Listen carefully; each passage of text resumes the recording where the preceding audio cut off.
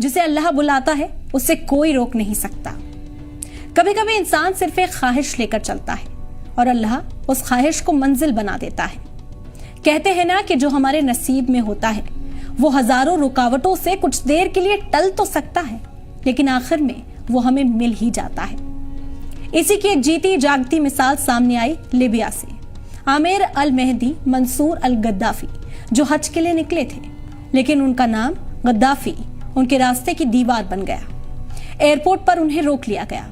वो checking process में उलझे रहे और फ्लाइट बोर्ड नहीं कर सके।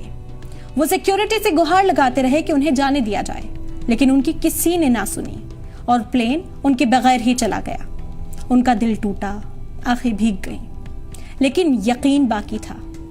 फिर अल्लाह ने वो कर दिखाया जिसे लोग करिश्मा कह रहे हैं। वही प्लेन तकनीकी खराबी के चलते वापस लौट आया, लेकिन इस बार भी बहुत गुजारिश करने के बाद भी पायलट ने उन्हें प्लेन में चढ़ने की इजाजत नहीं दी। प्लेन फिर उनके बगैर उड़ा और दूसरी बार भी उसी तकनीकी खराबी के चलते फिर उस प्लेन को लौटना पड़ा।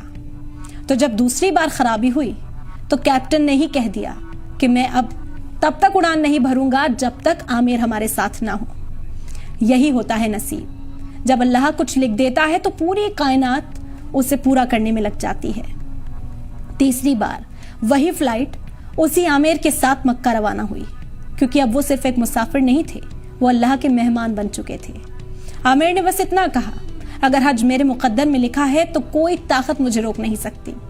उनकी कहानी आज हर उस दिल को हिम्मत देती है जो मुश्किलों से हार रहा है, क्योंकि जो हमारे नसीब में होता है वो मिलकर ही रहता है, चाहे जमाना कुछ भी कर ले।